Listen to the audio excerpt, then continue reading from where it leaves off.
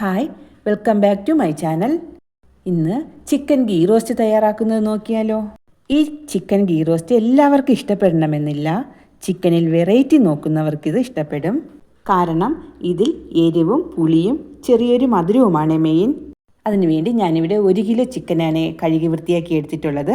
ഞാനിവിടെ 1 kilo chicken കഴുകി വൃത്തിയാക്കി എടുത്തിട്ടുണ്ട്. ചിക്കനിൽ ഉപ്പും മഞ്ഞൾപ്പൊടിയും മുളക് പൊടിയും കുറച്ച് പുളി കുറഞ്ഞ തൈരും ചേർത്ത് നല്ലപോലെ മിക്സ് ചെയ്ത് 1 മണിക്കൂർ റെസ്റ്റ് ചെയ്യാൻ വെക്കാം. ആ ടൈമിൽ നമുക്കിതിന് വേണ്ടിയുള്ള മസാലക്കൂട്ട് ഈ മസാലക്കൂട്ട് ചെറുതായിട്ടൊന്ന് റോസ്റ്റ് ചെയ്യാൻ വേണ്ടി ഇതിൽ കളറും എരിവും കിട്ടാൻ വേണ്ടി കാശ്മീരി മുളകും എരിവുള്ള മുളകും മുഴുവൻ ചേർക്കുന്നു. ഈ കാണുന്നത് പോലെ കുരുമുളകും മല്ലിയും പെരിഞ്ജീരകവും ജീരകവും 1/4 ടീസ്പൂൺ ഉലുവയും ചേർത്ത് കുറച്ച് പുളിയും കൂടി ചേർത്തൊന്ന് റോസ്റ്റ് ചെയ്യാം.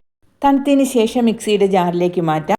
ഇതിലേക്ക് 6 അല്ലി വെളുത്തുള്ളി കൂടി ചേർത്ത് നല്ല ഫൈനായി അരച്ചെടുക്കാം. ഇതിലേക്ക് ചേർക്കാൻ ഒരു സവാള ചെറുതായിട്ട് കട്ട് ചെയ്യുന്നുണ്ട്. ശേഷം ഒരു പാനിൽ 3 സ്പൂൺ നെയ്യ് ചേർക്കുന്നുണ്ട്. നെയ്യ് ഒന്ന് ചൂടാകുമ്പോൾ ഇതിലേക്ക് കട്ട് ചെയ്ത ഒരു സവാള റോസ്റ്റ് ചെയ്തെടുക്കാം.